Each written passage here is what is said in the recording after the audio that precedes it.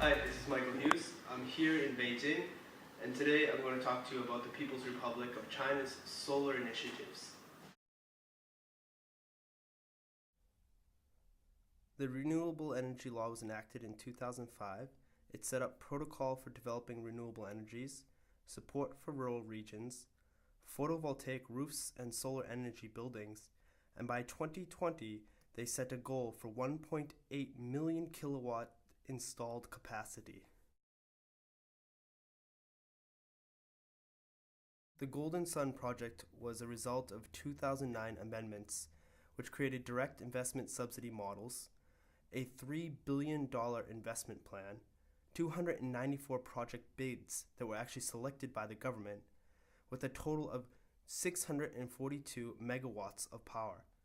Projects have a 3-year completion forecast, and 35 projects are large power plants that are to feed the grid. The PV bidding projects are very unique. They have feed-in tariffs. The companies will bid for projects at a provincial level. Then the provinces and Beijing government will come together to offer subsidies. This creates a very competitive environment which helps spur on development. Utilities were also affected by the amendments in 2009 for the Renewable Act. It is now required that 1% of their annual portfolio be acquired through renewable energy. There are also fines set in place if these utilities refuse or do not oblige to the law. This is a big change from 2005, whereas the government only required utilities to buy excess energy from renewable resources. As long as they met their profiles, they did not have to buy from renewable resources.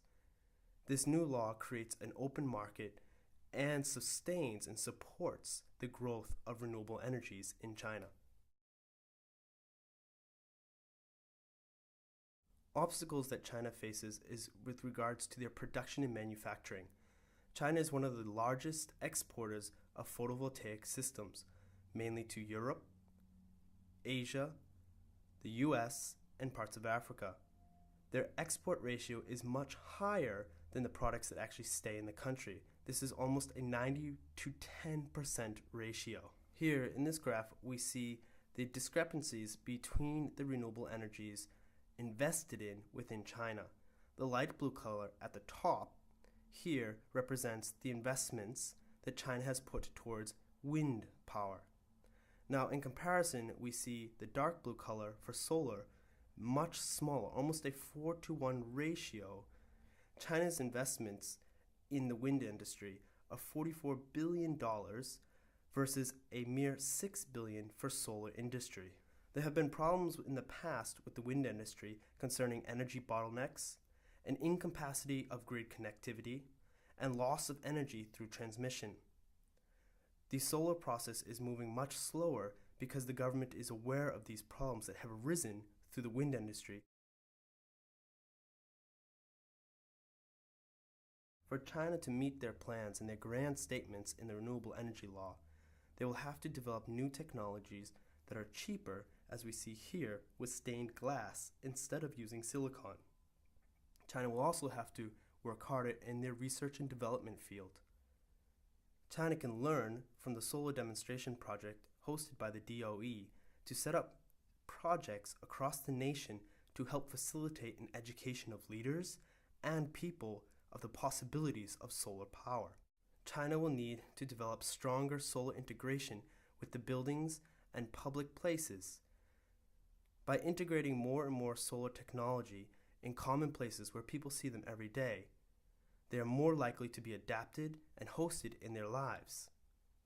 Also, in result, by the more use of solar power, internal markets will be strengthened and prices for these systems on an individual private basis will decrease.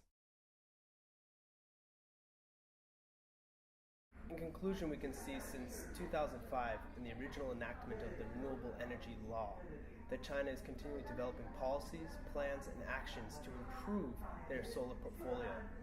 We can see that there's a continual increase in installations from 2001 through 2008.